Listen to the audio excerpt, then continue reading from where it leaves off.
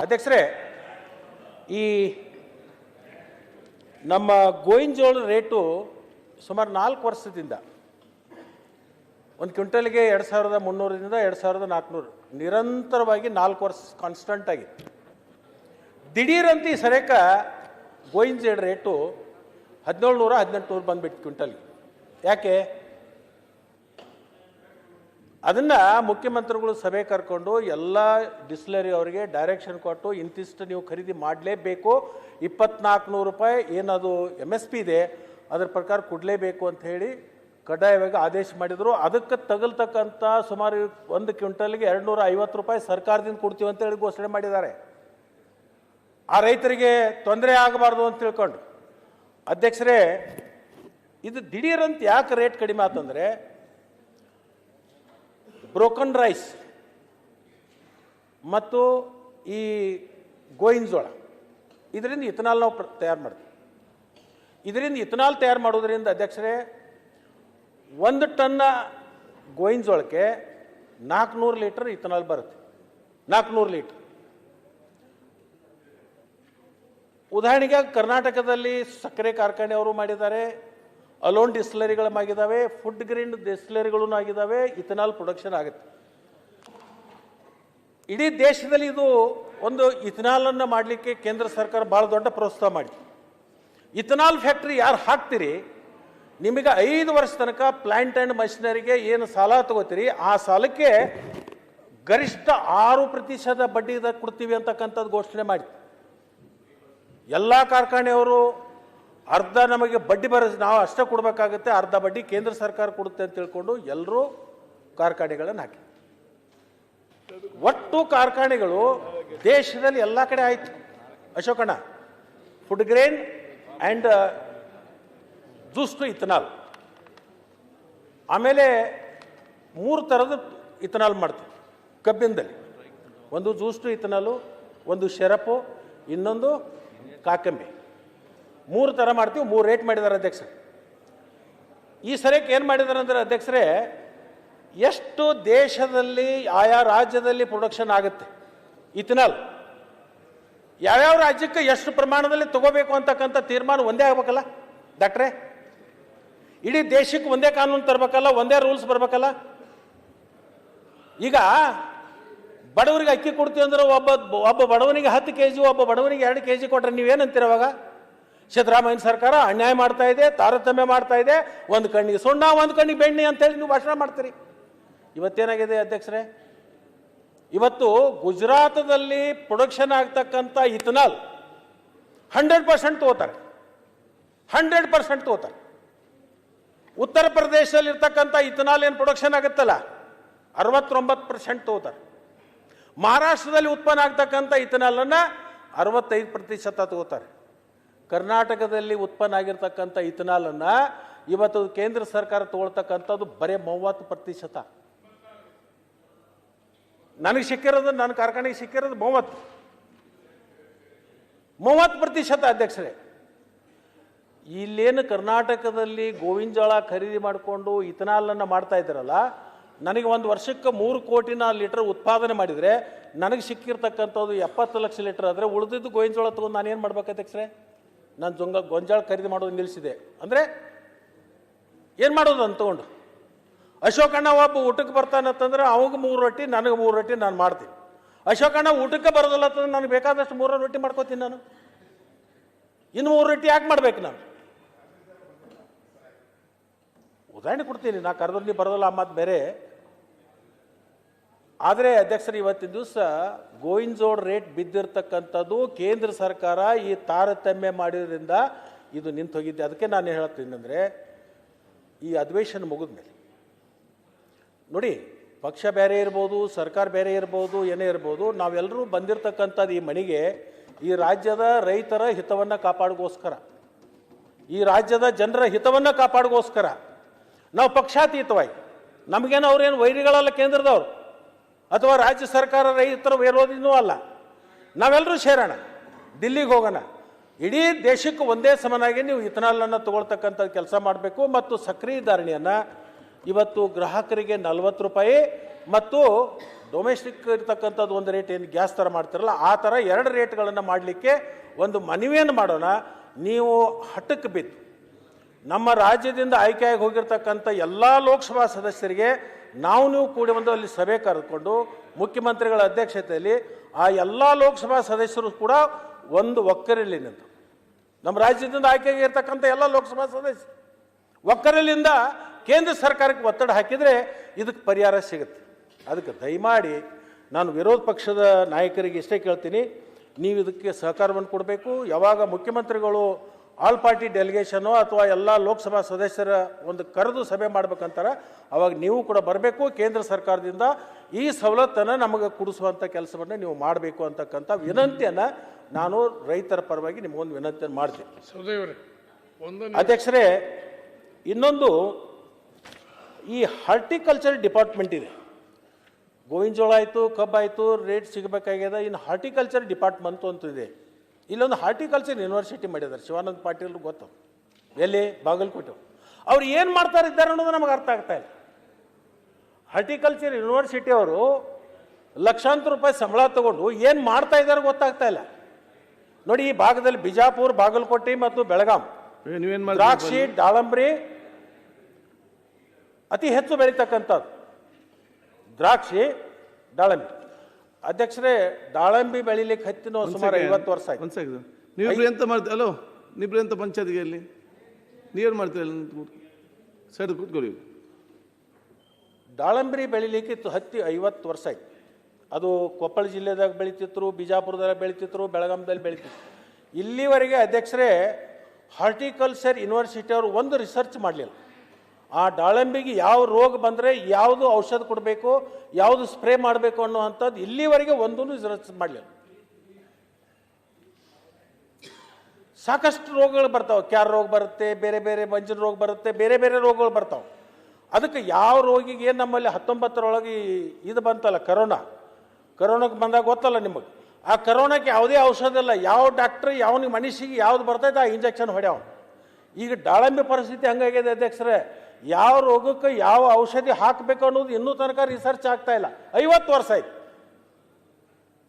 ಅದನ್ನು horticulture minister ಗಮನಕ್ಕೆ ತಗೋತಿರೋ, agriculture minister ಗಮನಕ್ಕೆ ತಗೋತಿರೋ, ಯಾರು ತಗೋತೀರಿ ಅದನ್ನು ಸರಿ ಮಾಡ್ತಕ್ಕಂಥ ಕೆಲಸವನ್ನು ತಾವು ಮಾಡಬೇಕು ಅಂತಕ್ಕಂಥದ್ದನ್ನು ಈ ಸಂದರ್ಭದಲ್ಲಿ ನಾನು ಹೇಳಲಿಕ್ಕೆ ಬಯಸ್ತೀನಿ ಅಧ್ಯಕ್ಷರೇ. ಅದರ ಜೊತೆಗೆ ಎಲ್ಲ ಜನರದ್ದು ಒಂದು ಬೇಡಿಕೆ ಇವತ್ತಿನ ದಿವಸ ಏನು ತಾರತಮ್ಯ ಅಂತಕ್ಕಂಥದ್ದು ಬರ್ತಾ ಇದೆಯಲ್ಲ ಅಧ್ಯಕ್ಷರೇ, ಇವತ್ತು ಆ ಭಾಗದಲ್ಲಿ ಕಲ್ಯಾಣ ಕರ್ನಾಟಕ ಅಭಿವೃದ್ಧಿ ಮಂಡಳಿ ಅಂತ ಹೇಳಿ ಒಂದು ಮಾಡಿಕೊಂಡು ಪ್ರತಿ ವರ್ಷ 5,000 ರೂಪಾಯಿ ಏನು ಕೊಡ್ತಾ ಇದ್ದೀರಿ. ಈ ಭಾಗದಲ್ಲಿ ಇರ್ತಕ್ಕಂಥ ಕಿತ್ತೂರು ಕರ್ನಾಟಕ ಎನ್ನುವ ಅಭಿವೃದ್ಧಿ ಮಂಡಳಿಯನ್ನು ಸ್ಥಾಪನೆ ಮಾಡಿಕೊಂಡು 5,000 ಕೋಟಿ 5,000 ಕೋಟಿ ಅದೇ 5 ಸಾರಿ ಅದು ಕರೆಕ್ಷನ್ ಮಾಡಿಕೊಟ್ಟು 5,000 ಕೋಟಿ ಏನು ಕೊಡ್ತಾರಲ್ಲ, ನೀವು ಕನಿಷ್ಠ ಈ ವರ್ಷಕ್ಕೆ ಘೋಷಣೆ ಮಾಡಿ, ಆರಂಭ ಆದರೂ ಮಾಡಿ. ಏನು 1,000 ಕೋಟಿ ಕೊಡ್ತಿರೋ, 2,000 ಕೋಟಿ ಕೊಡ್ತಿರೋ, ಎಷ್ಟಾದ್ರೆ ಕೊಟ್ಟು ಒಂದು ಅಭಿವೃದ್ಧಿ ಮಂಡಳಿ, ಕಿತ್ತೂರು ಕರ್ನಾಟಕ ಅಭಿವೃದ್ಧಿ ಮಂಡಳಿ ಅಂತ ಮಾಡಿಕೊಂಡು ಅದನ್ನು ಸ್ಥಾಪನೆ ಮಾಡಿಕೊಂಡು ಕನಿಷ್ಠ ಪಕ್ಷ 1,000 2,000 ಈ ವರ್ಷಕ್ಕೆ ಕೊಡಿ.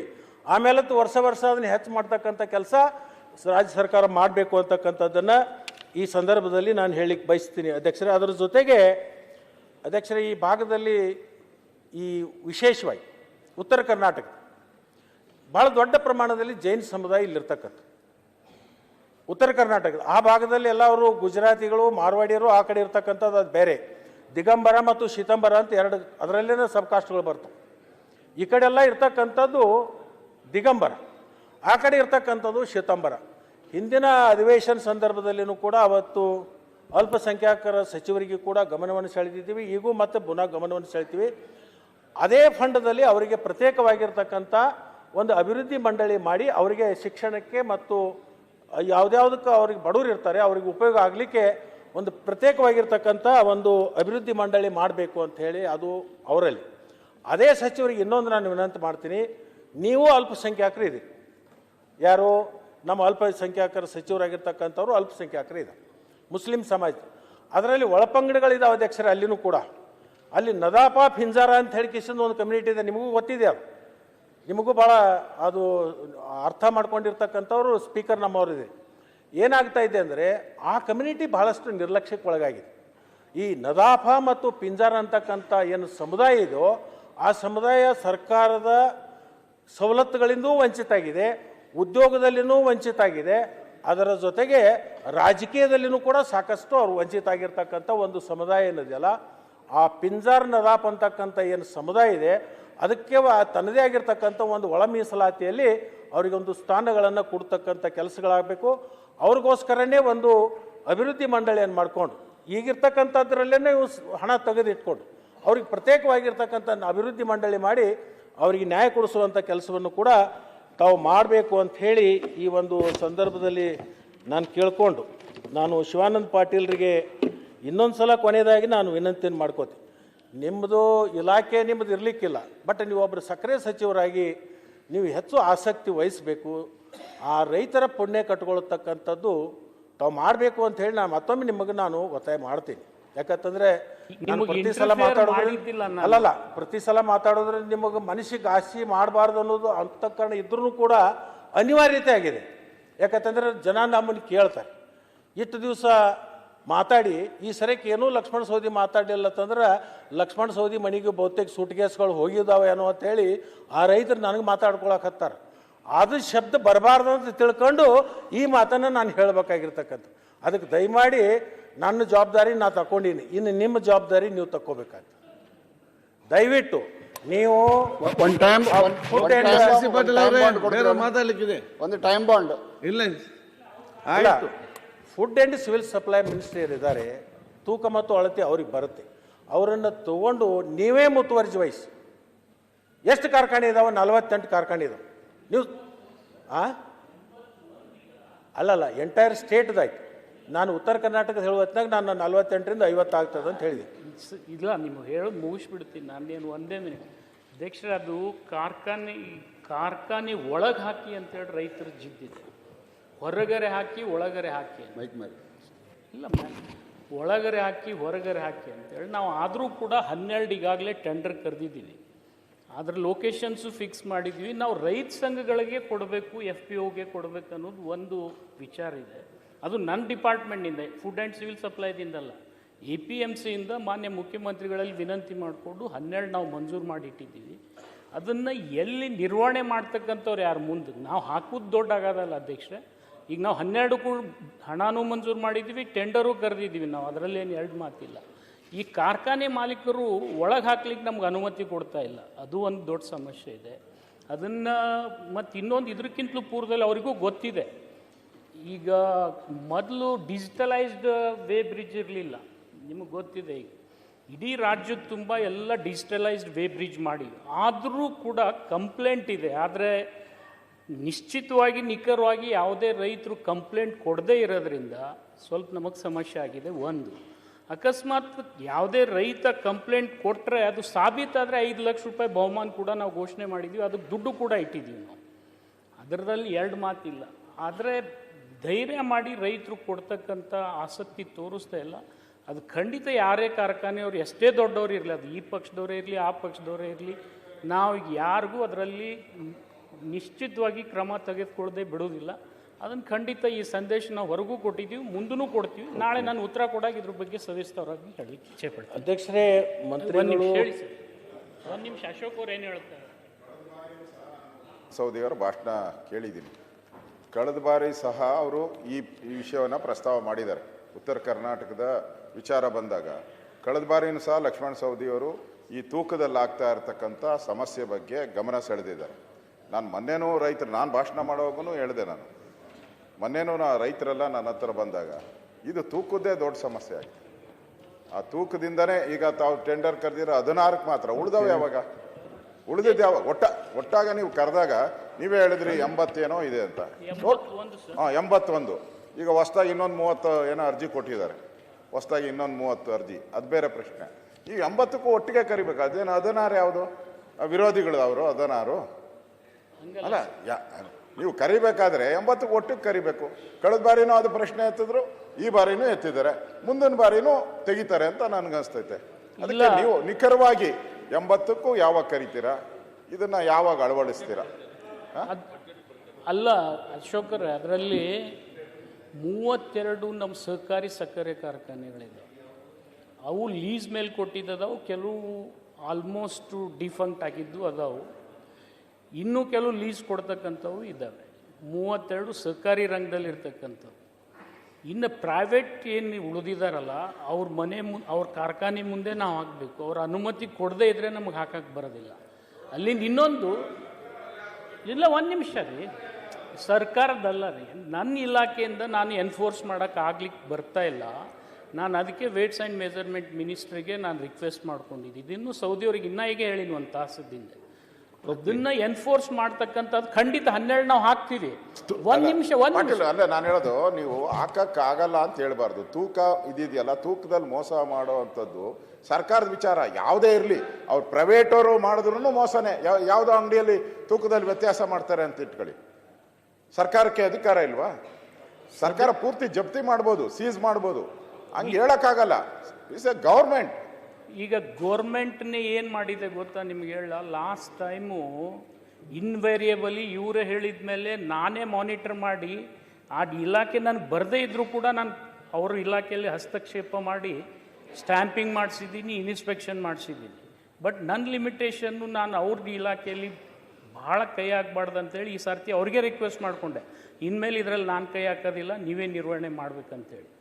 ಅದಕ್ಕೆ ನಾಳೆ ನಾನು ಉತ್ತರ ಕೊಡ್ತೀನಿ ನಿಮಗೆ. ಅದನ್ನು ಖಂಡಿತ ನಮ್ಮ ಆಸೆ ಏನಿದೆ, ರೈತನು ಆತ್ಮಸ್ಥೈರ್ಯದಿಂದ ಮುಂದೆ ಬರಬೇಕು. ಯಾಕಂತಂದರೆ ಇಷ್ಟು ನಾವು ಮೊದಲು 2 ಲಕ್ಷ ರೂಪಾಯಿ ಘೋಷಣೆ ಮಾಡಿದ್ವಿ, ಮುಂದೆ 5 ಲಕ್ಷ ಘೋಷಣೆ ಮಾಡಿದ್ವಿ, ಮತ್ತು ಅವ್ರ ಕಬ್ಬು ನಾವೇ ನುರಿಸ್ತಕ್ಕಂಥ ಜವಾಬ್ದಾರಿ ತಗೋತೀವಿ ಅಂತ ಹೇಳಿದ್ವಿ. ನೀವು ಕಂಪ್ಲೇಂಟ್ ಕೊಟ್ಟು ಪ್ರೂವ್ ಆದರೆ ಅವ್ರ ಮೇಲೆ ಒಂದು ಕ್ರಿಮಿನಲ್ ಕೇಸ್ ನಾವು ಬುಕ್ ಮಾಡಿ ಅವ್ರ ಕಾರ್ಖಾನೆಯನ್ನು ನಾವು ನಿಲ್ಲಿಸ್ತಕ್ಕಂಥ ಹಂತಕ್ಕೂ ಹೋಗ್ತೀವಿ ಅಂತಕ್ಕಂಥ ಮಾತು ನಾವು ಕೊಟ್ಟಿದ್ದೀವಿ. ಸೌದಿಯವರೇ ಒಂದು ನಿಮಿಷ. ಅಧ್ಯಕ್ಷರೇ, ಸರ್ಕಾರ ಅಸಹಾಯಕತೆ ವ್ಯಕ್ತಪಡಿಸ್ತಕ್ಕಂಥದ್ದು ಸೂಕ್ತ ಅಲ್ಲ ಈ ವಿಚಾರದಲ್ಲಿ. ಒಂದ್ ನಿಮಿಷ ನಾವು ಹೇಳ್ಬಿಡ್ತೀವಿ ಮಂತ್ರಿಗಳಿಗೆ, ದಯಮಾಡಿ. ಯಾಕಂದ್ರೆ ನೀವು 5 ಲಕ್ಷ ಕಂಪ್ಲೇಂಟ್ ಕೊಡಿ, 5 ಲಕ್ಷ ಘೋಷಣೆ ಮಾಡ್ತೀವಿ ಅಂತ ಹೇಳಿದಿರಲ್ಲ ನೀವು. ಅವರು ನಿಮ್ಗೆ ಕೇರ್ ಮಾಡಲ್ಲ, ಜಾಗ ಕೊಡಲ್ಲ ಅಂತಂದ್ರೆ ಪಾಪ ರೈತರನ್ನ ಹೆಂಗ್ ಕೇರ್ ಮಾಡ್ತಾರ ಅವರು? ರೈತರನ್ನ ಬಿಡ್ತಾರ ಅವರು? ಆಯ್ತು, ದಯಮಾಡಿ ನೀವು ಅಸಹಾಯಕತೆ ವ್ಯಕ್ತಪಡಿಸ್ತಾರೆ, ಆಗಲ್ಲ ಬೀಗ ಹಾಕಿ. Okay, Siddu sir finish. ಸೌದಿಯವರು ನಿರ್ಭೀತ, ನಿಷ್ಪಕ್ಷಪಾತ, ವಿಶ್ವಾಸಾರ್ಹ ಸುದ್ದಿಗಳಿಗೆ ಹೆಸರಾಗಿರುವ ನ್ಯೂಸ್ 18 ಕನ್ನಡ ಈಗ ಆಪ್ನಲ್ಲೂ ಲಭ್ಯವಿದೆ. ದಯವಿಟ್ಟು ಇಲ್ಲಿರುವ QR ಕೋಡ್ನ ಸ್ಕ್ಯಾನ್ ಮಾಡಿಕೊಂಡು ಆಪ್ ಡೌನ್ಲೋಡ್ ಮಾಡೋದಕ್ಕೆ ಮರಿಬೇಡಿ. ನಿಮ್ಮ ಬೆಂಬಲ ಹೀಗೆ ಸದಾ ನಮ್ಮೊಂದಿಗಿರಲಿ. ಧನ್ಯವಾದ.